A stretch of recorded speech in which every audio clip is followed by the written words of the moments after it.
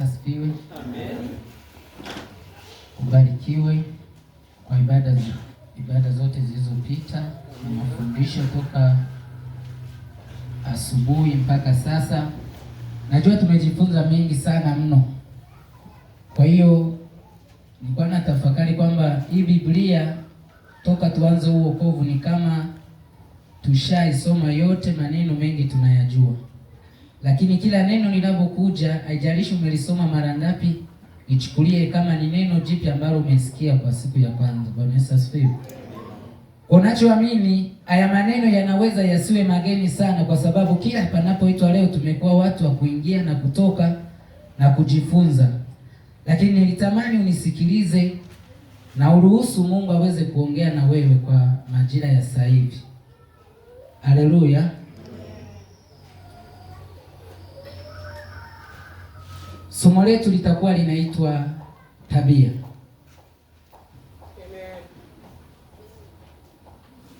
Kwa hiyo tunapokuwa tunazungumza tabia, najua ni jambo ambalo sio geni sana, kwa sababu tabia tunasema ni mienendo ya kila siku ambayo mtu waga anafanya.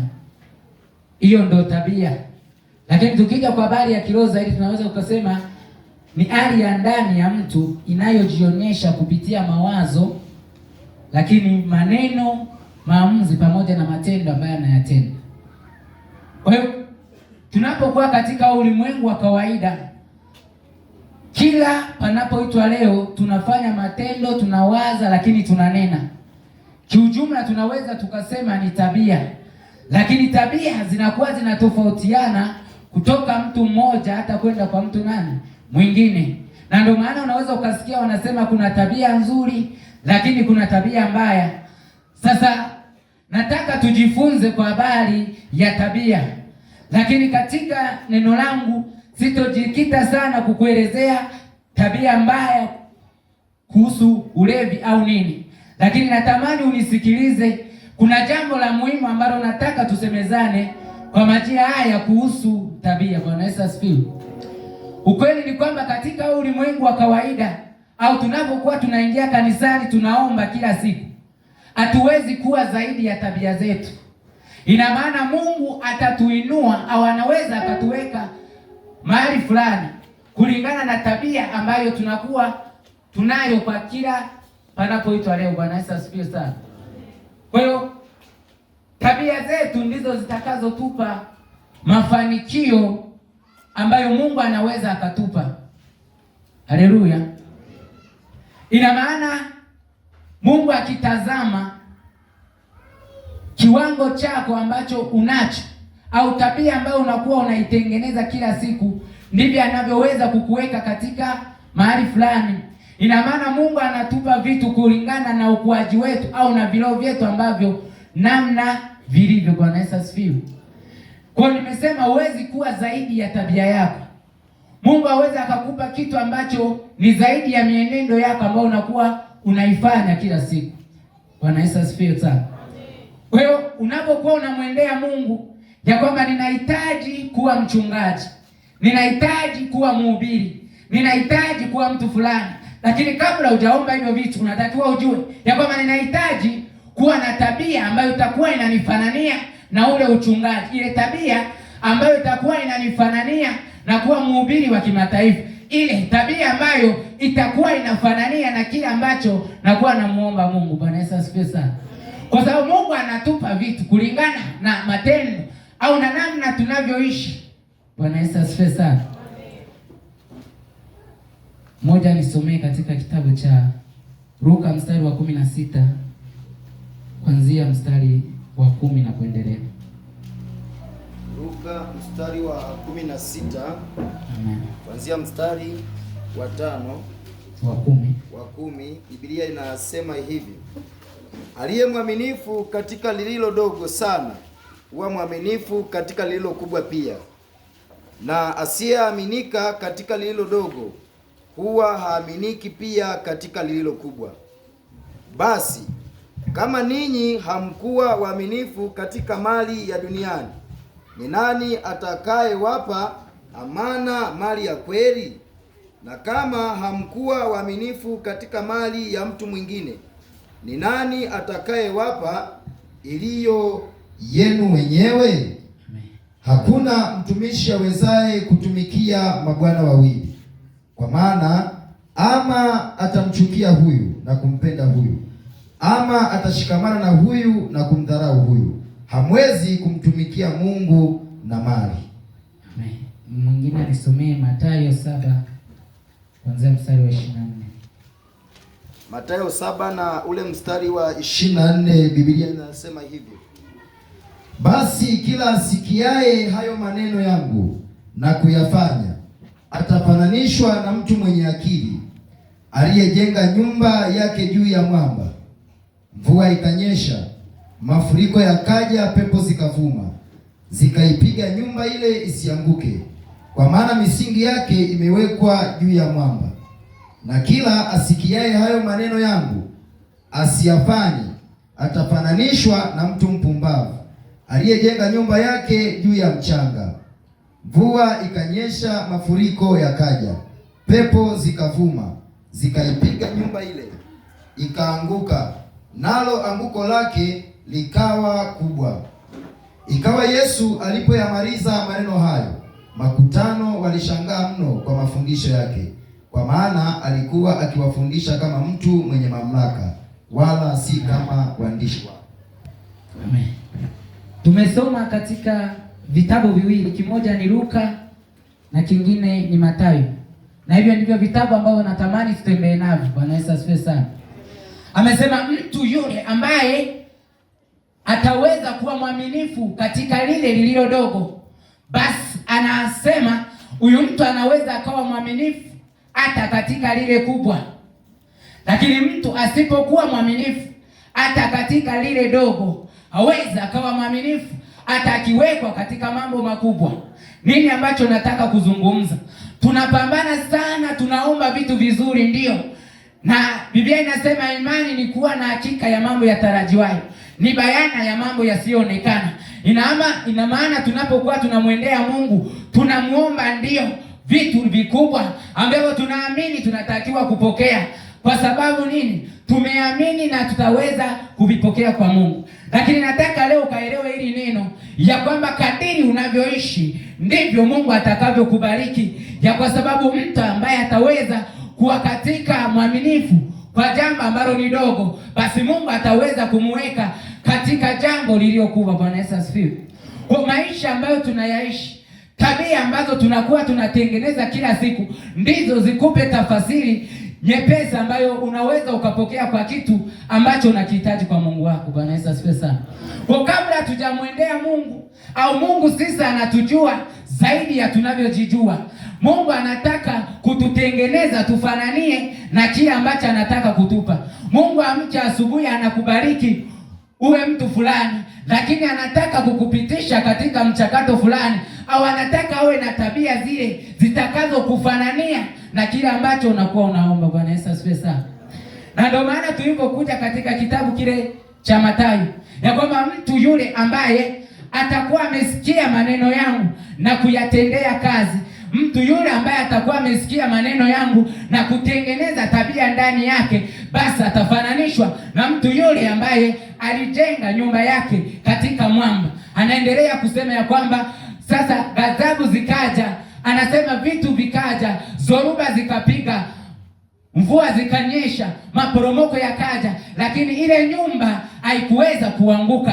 Hii inamaanisha nini? Ya kwamba tunapokuwa tunasemea nyumba ni kama huduma ambayo labda wewe unataka kuwa mchungaji au wewe unataka kuwa mtu fulani, hiyo ndiyo nyumba. Lakini cha kwanza ambacho Mungu anataka tukwambia ni kwamba tunatakiwa tutengeneze ule msingi, na maana tunahitaji kuwa na tabia ambayo itatufanania na kile kitu ambacho tunakiendea.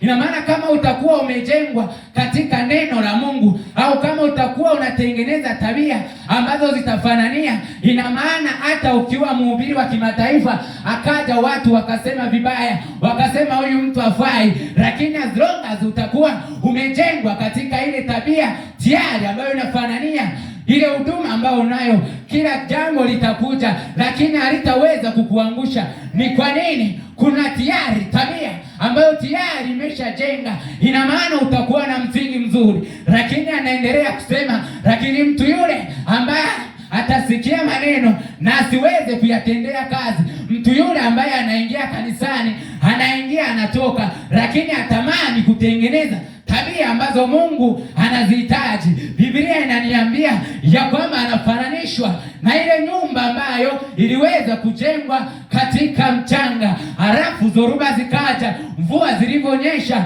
zikapata kuanguka. Nataka niwaambie nini? Tunatamani huduma, lakini hakikisha unajenga msingi ambao utakufanania na ile huduma yako. Na ndio maana watu wanainuka, halafu kesho wanaanguka. Mtu anaanza anahubiri, kesho yake anaanguka. Mtu anaanzisha biashara, kesho yake inakufa. Ndoa zinaanzishwa, halafu zinakufa. Ni kwa nini? Kuna ile nyumba ambayo imejengwa katika mchanga, hatujawa na msingi. Ninataka nikwambie kitu kimoja, kwamba katika mchana wa leo, hebu msihi Mungu sana ya kwamba unapokuwa unaomba jambo fulani, hakikisha unamuomba Mungu akutengenezee tabia ambayo itakufanania.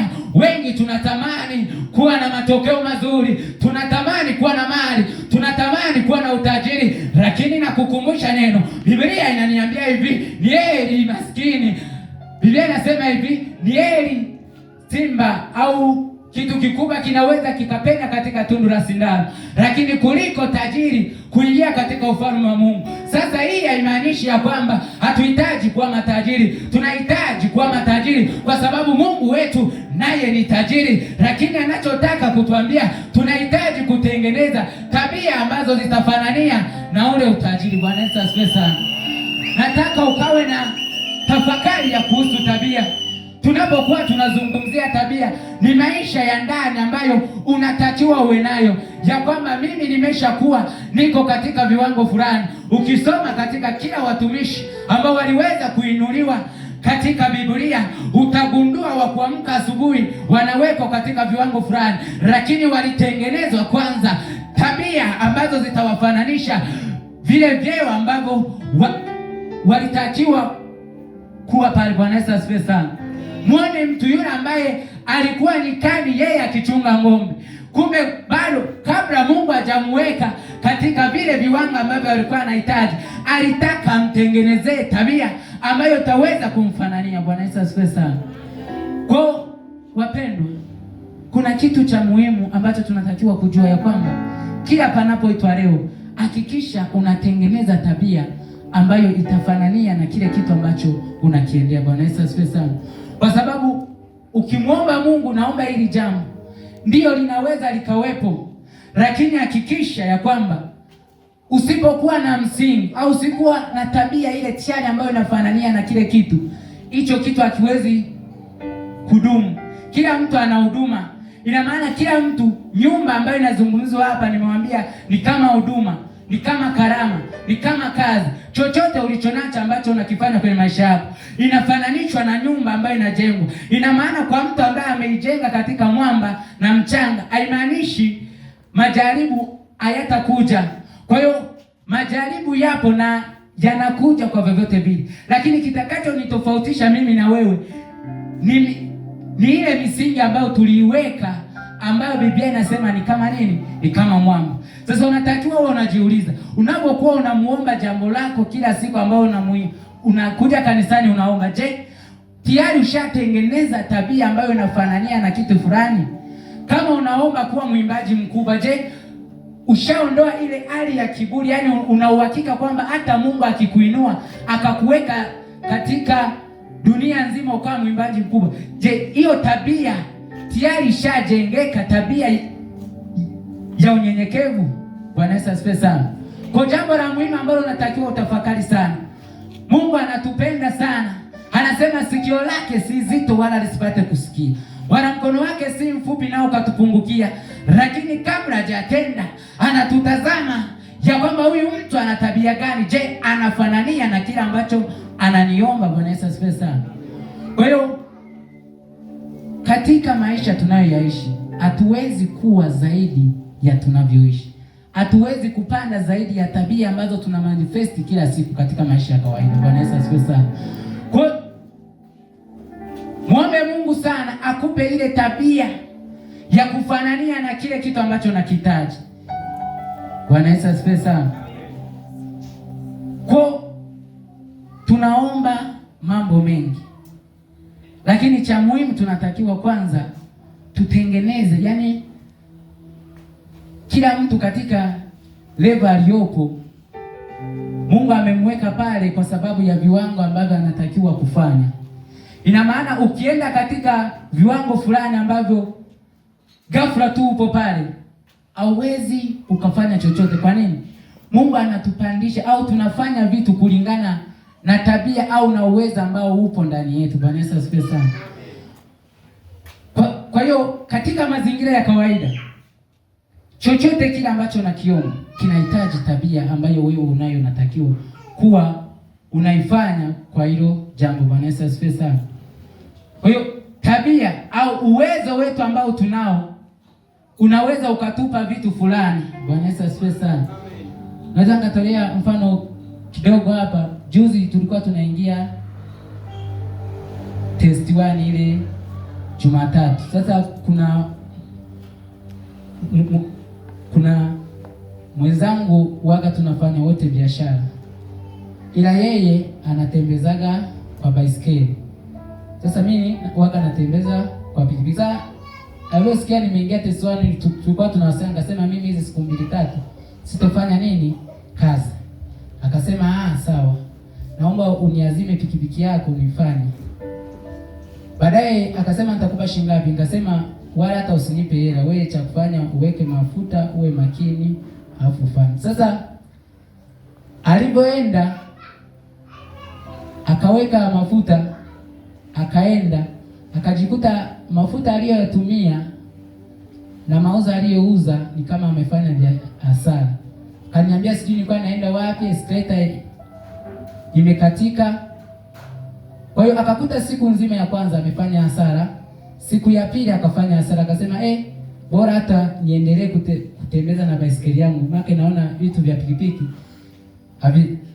Sasa aliporudi tukawa tunapiga story, nikamwambiaje, unaona mimi hapa kuna jamaa anaitwa Frank yuko maeneo ya Kilolo, yeye anatembezaga kwa pikipiki kwa gari. Nikasema mimi hapa si unaona natembeza kwa pikipiki, nikienda nikamuomba gari nitembezee, na mimi hiyo siku nitafanya hasara, kwa sababu katika hivi viwango nilivyopo utakuta mafuta ninayoweka kwenye gari ni sawa sawa na mtaji wangu ambao ninao.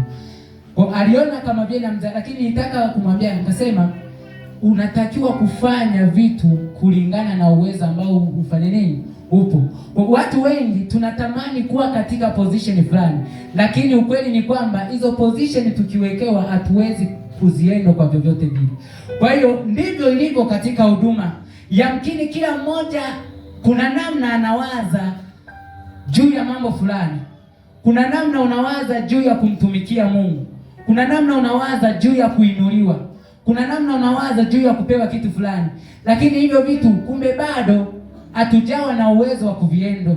Na ndio maana katika mchana wewe natamani kwambia hivi, anza kutengeneza tabia leo ya kwamba unapokuwa unaomba juu ya ndoa, labda mimi nataka kuolewa, hakikisha una manifesti tabia ambazo zitafanania na ile ndoa ambayo unafanya nini unaiendea. Bwana Yesu asifiwe sana. Sasa unaweza ukakuta mtu mwingine labda kama ni mdada au ni nani, kwanza ni mzembe wa kupika, analala saa 6, yani mambo yani ukimwangalia yani afanani na ile ndoa ambayo anakuwa anaiomba kila siku.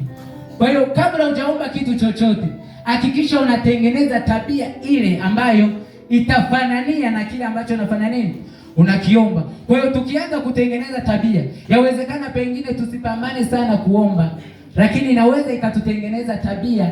Mungu anaweza akatujibu kulingana na tabia ambazo tunakuwa tunafanya nini tunaziweka kila siku. Bwana Yesu asifiwe sana. Amen. Kwa kuna mtu mwingine labda ana ndoto sana ya kuwa mchungaji, lakini yeye katika geto lake hakuwahi kumkaribisha mtu yeyote.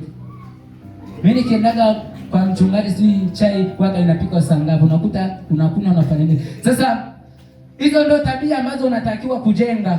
Ina maana kama unahitaji huduma alafu wewe una kiburi, ukuaiga kumkaribisha mwenzako, au unaruga, alafu kila siku unaingia kanisani unasema Mungu, naomba uniinue siku moja nikawe mchungaji. Sasa alafu kila siku unafanya tabia ambazo wala hazina relation kidogo na kile ambacho unafanya nini, unakiomba. Bwana Yesu asifiwe sana. Kwa kadiri tunavyoishi, tumesoma mwanzo, mtu ambaye hatakuwa mwaminifu katika lile lililo dogo, basi atawekwa kuwa mkubwa hata katika lile ambalo ni kubwa. Bwana Yesu asifiwe sana. Kwa kila huduma ambayo unahitaji, inahitaji iwe na mtu ambaye anatengeneza tabia ambayo inafanya nini, inamfanania. Bwana Yesu asifiwe sana. Kwa jambo la muhimu ambalo tunatakiwa tufahamu ya kwamba kila jambo ambalo tunalifanya lazima liwe na msingi, na huu msingi unaozungumziwa ni msingi wa tabia ambazo tunakuwa tunafanya nini, tunafanya kila siku. Bwana Yesu asifiwe sana. Kwa unapotaka kuwa mhubiri, unatakiwa ujue, je, wanaoishije? Je, mimi hizo tabia ninazo au sina? Bwana Yesu asifiwe sana. Kwa katika hayo yote ambayo nimezungumza, yanakuja kutukamilisha katika yale matendo au tunda la nini, la Roho. Katika kila huduma ambayo unaiomba, katika kila jambo ambalo unamsihi Mungu, aidha ufanikiwe katika mali, umiliki nyumba, umiliki nini, hivi vyote vinahitaji tuwe kwanza na tunda la Roho ambalo litakuwa linatuendesha kwa vile ambavyo tunafanya nini, tunavifanya. Tunda la Roho limeambatanisha mambo mengi mno. Kwanza kuna kitu kinaitwa uvumilivu.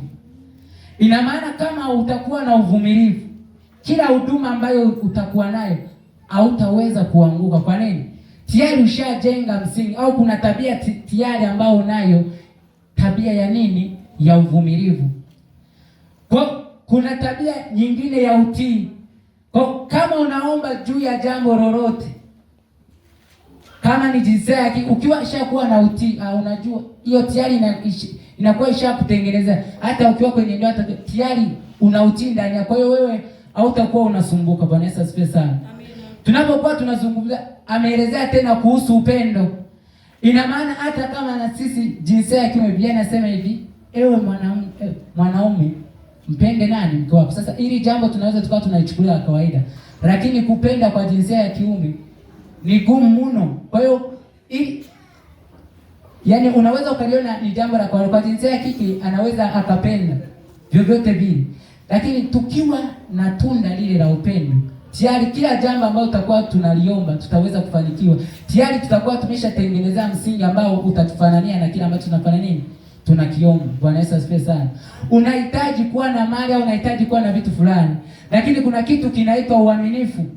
Uaminifu unaweza ukakutengenezea watu ambao wanaweza wakakuamini milele na milele. Bwana Yesu asifiwe sana. Kwa nini? Hata kama unaweza ukakutana na mazingira fulani, yanaweza yakakutengenezea access ya watu ambao wanaweza wakakusaidia kwa vyovyote vile. Mimi nilikutanaga, sijajua ni jaribu au sijajua ni Mungu alikuwa ananitesti.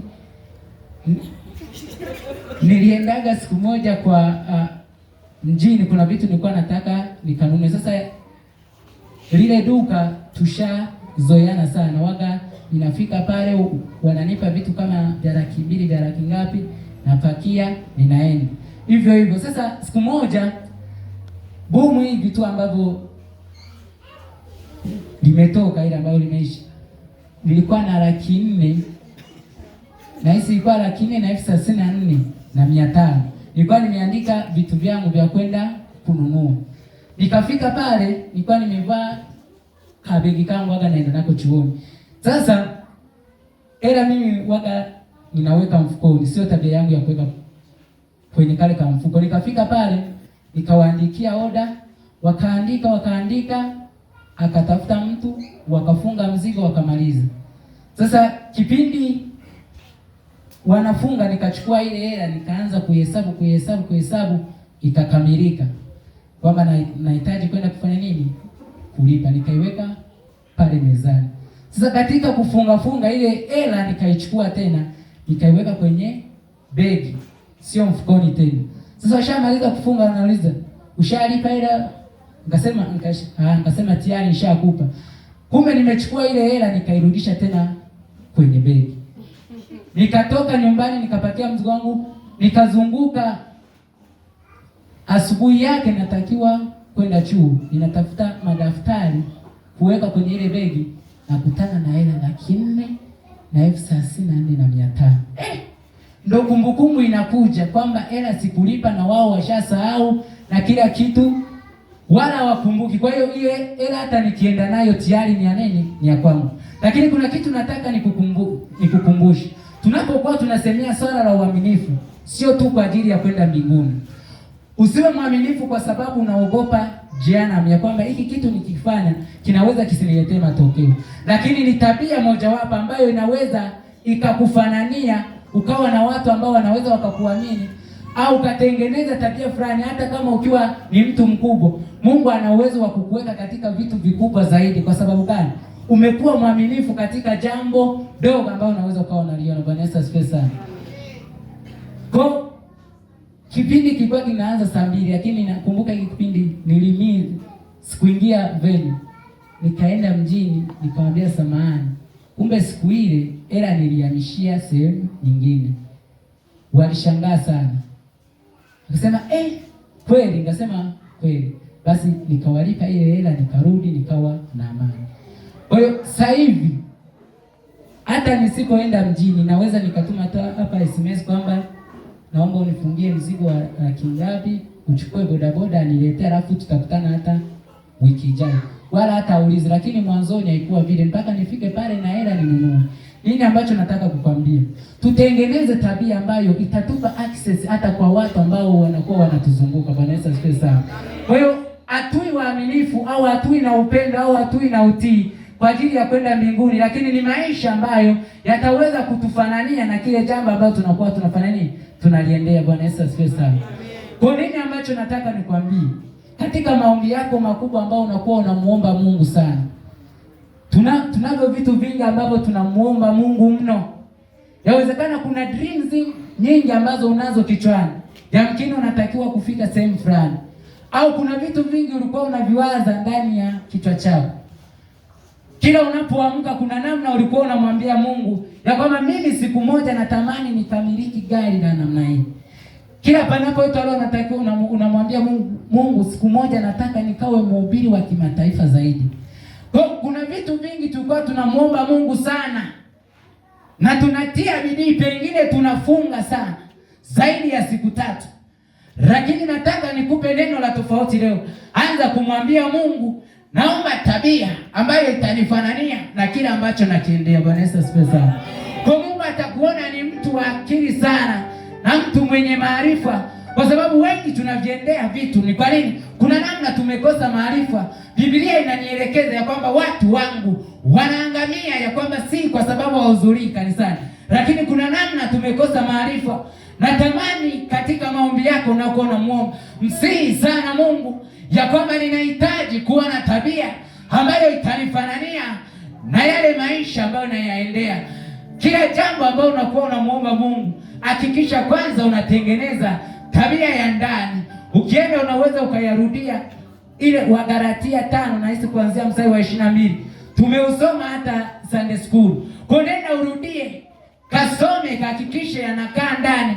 Jambo lipime ya kwamba tunapokuwa tunasema uaminifu, ni kwa namna gani nimekuwa mwaminifu katika biashara. Tunapokuwa tunasema utii, ni kwa namna gani nimekuwa mtii hata kwa viongozi wangu. Tunapokuwa tunasema upendo, ni kwa namna gani nimewapenda wenzangu, au ni mara ngapi nimewakaribisha wenzangu nyumbani. Kwa kila jambo ambalo utakuwa unalisoma, alafu na reflect na jambo lako ambalo kila siku unakuwa unamuomba Mungu. Bwana Yesu asifiwe sana. Amen. Kwa ndo neno ambalo tunatakiwa tuende nalo katika mchana wa leo. Ukienda nyumbani, msihi sana Mungu. Kabla hujaomba jambo lolote ambalo unakuwa unamwambia Mungu akuweke mahali pale, mwambie Mungu akutengenezee tabia. Mungu wetu anasikia kila siku, lakini yamkini hajatuweka mahali pale. Ni kwa sababu gani? Bado hatujawa na ile roho ya kuweza kuenda vile vitu ambavyo tunakuwa tunaviendea. Bwana Yesu asifiwe sana. Baba wa mbinguni, wa Nazareti aliye hai, yawezekana maneno yamezungumzwa kwa ufupi sana, lakini najua kuna neno kubwa ambalo Bwana Uliahidi kutuambia katika mchana wa leo Bwana, na hayo yote ninarudisha mikononi mwako, zaidi nikiomba neema na tabia zaidi zikaendelee kujengeka ndani yetu. Wasema unatupenda Bwana, lakini unataka kutubariki. Hatuwezi kufika pale ambapo tunapahitaji pasipokuwa na tabia ile ambayo itafanania na kile kitu ambacho tunakiendea. Ninakushukuru Bwana, ninasema asante, ni katika jina lako Bwana nikiomba na kuamini. Amen. Ongeza makofi.